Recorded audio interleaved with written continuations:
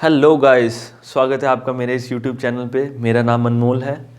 तो दोस्तों, हमने अपनी पुरानी वीडियोस में डच कंपनी के बारे में पढ़ा और पोर्टुगल कंपनी के बारे में पढ़ा। पिछली वीडियो में हमने देखा कि कैसे डच कंपनी भारत में आई समुद्री मार्ग के रास्ते, और उसने भारत में कहाँ कहाँ फैक्ट्री एस्टेब्लिश की और फिर उसका अंत भारत से कैसे हुआ। उसका अंत करने में सबसे अहम जो रोल है वो निभाया था ब्रिटिशर्स ने, ब्रिटिश ईस्ट इंडिया कंपनी ने। तो आज हम ब्रिटिश ईस्ट इंडिया कंपनी के बारे में पढ़ेंगे। तो दोस्तों, ब्रिटिश ईस्ट इंडिया कंपनी नाम से ही जाहिर हो रहा है, ब्रिटिश ईस्ट इंडिया कंपनी थी ब्रिटेन की या इंग्लैंड की।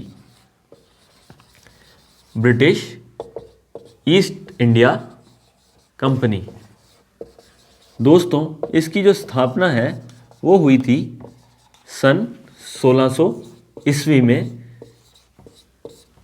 सन 1600 ईस्वी में ईस्ट इंडिया कंपनी क्या हुई, एस्टेब्लिश हुई, बनी। और ये भारत कब आई, तो ये अगर क्वेश्चन आए ये भारत कब आई, तो इसका आंसर है 1608 में। 1608 में ईस्ट इंडिया कंपनी भारत आई और ये बनी कब, सन 1600 ईस्वी में।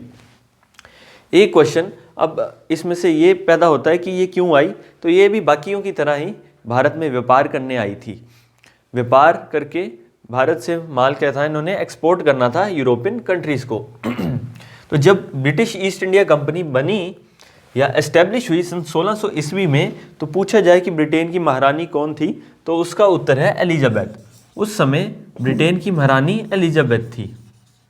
और उस समय भारत में किसका शासन था, भारत में मुगल सम्राट, मुगल बादशाह अकबर का शासन था। सन 1600 ईस्वी में उस टाइम भारत में किसका राज था, अकबर का। भारत का मुगल बादशाह अकबर था। मैंने कब बताया, जब ईस्ट इंडिया कंपनी बनी 1600 ईस्वी में।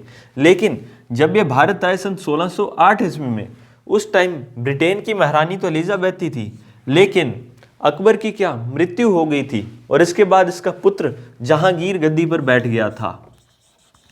तो जब ईस्ट इंडिया कंपनी भारत आई, उस समय जहांगीर था भारत का मुगल बादशाह। तो ये कुछ इंपॉर्टेंट टर्म्स है, ये आपने याद रखनी है, जो मैंने आपको बताया कि ईस्ट इंडिया कंपनी कब बनी, 1600 ईस्वी में। भारत कब आई, 1608 में। एलिजाबेथ थी ब्रिटेन की महारानी उस समय जब ये बनी, और भारत में किसका शासन था, मुगल बादशाह अकबर का।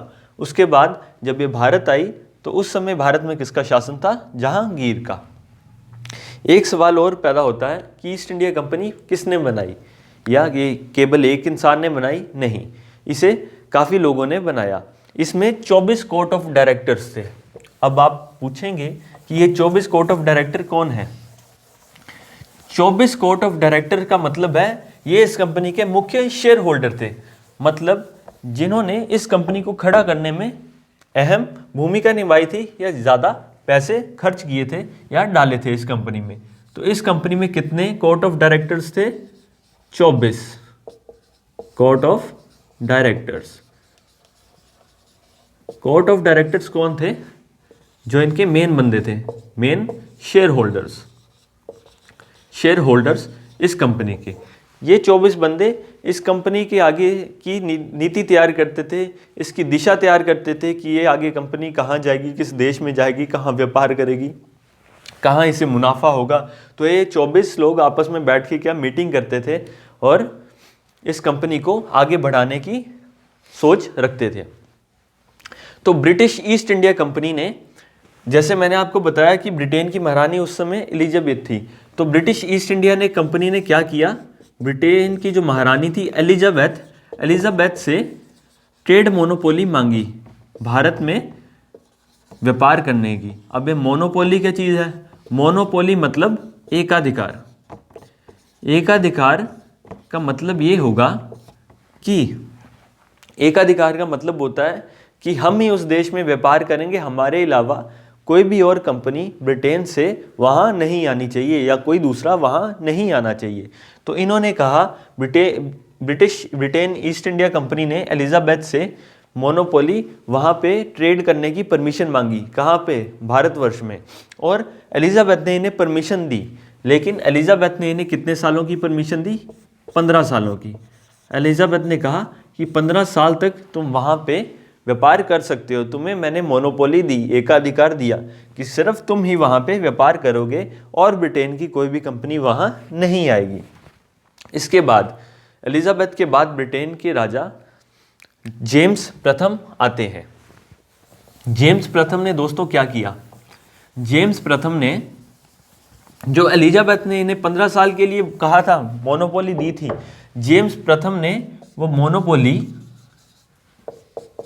15 साल से बढ़ाकर कहाँ पहुंचा दी? अनलिमिटेड। जैसे हमें जियो का रिचार्ज नहीं मिलता अनलिमिटेड, वैसे ही क्या कर दी? अनलिमिटेड। इन्होंने ईस्ट इंडिया कंपनी को कहा, जेम्स प्रथम ने, कि तुम्हारा जितना मन है, जितना ज़्यादा टाइम तक तुम व्यापार कर सकते हो करो, कोई भी रोक टोक ब्रिटिश सरकार की तरफ से नहीं होगी। तो ये जेम्स प्रथम ने कहा। तो इसके बाद आगे जेम्स प्रथम ने ब्रिटेन की सरकार ने ब्रिटिश ईस्ट इंडिया कंपनी की तरफ से कैप्टन हॉकिंस, ये काफ़ी इंपॉर्टेंट नाम है, captain Hawkins, British east India company की तरफ से कैप्टन हॉकिंस क्या है? भारत आते हैं, वो भारतवर्ष आते हैं। और यहाँ पे आके वो किसके दरबार में आते हैं? जहांगीर के। किसके दरबार में आएंगे? जहांगीर के दरबार में। ये जहांगीर के दरबार में आते हैं और भारत में व्यापार करने की परमिशन मांगते हैं, या भारत में फैक्ट्री लगाने की परमिशन मांगते हैं। कहाँ पे? सूरत पे। ये सूरत में, सूरत जो कि गुजरात में है, वहाँ पे ये फैक्ट्री लगाने की परमिशन मांगेंगे। किससे? जहांगीर से, क्योंकि जहांगीर ही है उस समय हमारा मुगल बादशाह भारत का, मतलब सभी चीज़ें इसके अंडर हैं। तो इससे परमिशन मांगते हैं सूरत में फैक्ट्री लगाने की, और सन 1613 में जहांगीर इन्हें परमिशन दे देता है फैक्ट्री एस्टेब्लिश करने की। कहाँ पे? सूरत में। तो दोस्तों मुझे लगता है आपको समझ में आ रहा होगा कि कैसे कैसे ये सिलसिला आगे बढ़ रहा है।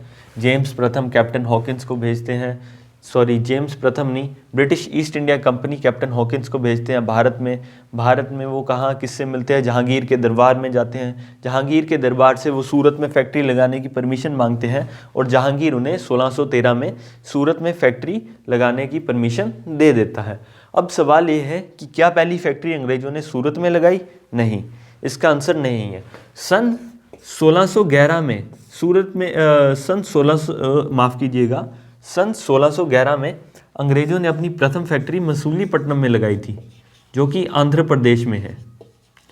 इन्होंने मसूलीपट्टनम में अपनी प्रथम फैक्ट्री लगाई थी, जो कि आंध्र प्रदेश में है। ये एक टेम्परेरी की अस्थायी फैक्ट्री थी, टेम्परेरी फैक्ट्री, अस्थायी। तो अगर आपको क्वेश्चन आएगा कि अंग्रेज़ों ने भारत में अपनी पहली फैक्ट्री कहाँ लगाई, तो उसका आंसर होगा मसूलीपट्टनम। और अगर आपको क्वेश्चन आएगा कि अंग्रेज़ों ने भारत में मुग़ल राजा के माध्यम से या मुग़ल राजा की परमिशन से फैक्ट्री कहाँ पे स्थापित की पहली, तो उसका आंसर है सूरत। तो दोस्तों मुझे लगता है आपको ये समझ में आ रहा होगा कि कैसे चीज़ें चेंज हो रही हैं, कैसे कैसे आगे बढ़ रहा है ब्रिटिश ईस्ट इंडिया कंपनी का सिलसिला कारवां हिंदुस्तान में। तो दोस्तों एक दो इम्पोर्टेंट चीज़ें और हैं ब्रिटिश ईस्ट इंडिया कंपनी के बारे में, कि मैंने आपको बताया ये भारत आए समुद्री मार्ग के रास्ते। तो ये भारत जिस जहाज़ में आए थे, उसका सबसे पहले जिस जहाज़ में आए थे 1608 में, उस जहाज़ का नाम क्या था? Red dragon. ये आपने याद रखना है, उस जहाज़ का नाम था रेड ड्रैगन।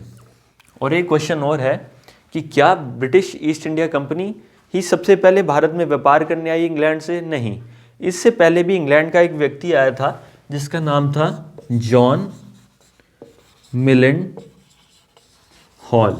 ये नाम आपने याद रखना है, जॉन मिलेंड हॉल। लैंड रूट से भारत आया था। लैंड रूट मतलब ज़मीनी मार्ग से ये भारत आया था, क्या करने के लिए? ट्रेड करने के लिए, व्यापार करने के लिए। लेकिन ये पता नहीं सफल हुआ कि नहीं हुआ, ज़्यादा सफल नहीं हुआ। इसके बाद ही ब्रिटिश ईस्ट इंडिया कंपनी आई थी। तो पहला व्यक्ति जो इंग्लैंड से भारत में व्यापार करने आया था स्थल मार्ग से, उसका नाम है जॉन मिलेंड हॉल। ये आप याद रखेंगे। और एक कि अंग्रेज़ भारत में किस जहाज, British east India company Bharat में किस जहाज़ से आई थी, तो उसका नाम है रेड ड्रैगन। तो दोस्तों ये हमने आज ब्रिटिश ईस्ट इंडिया कंपनी के बारे में पढ़ा।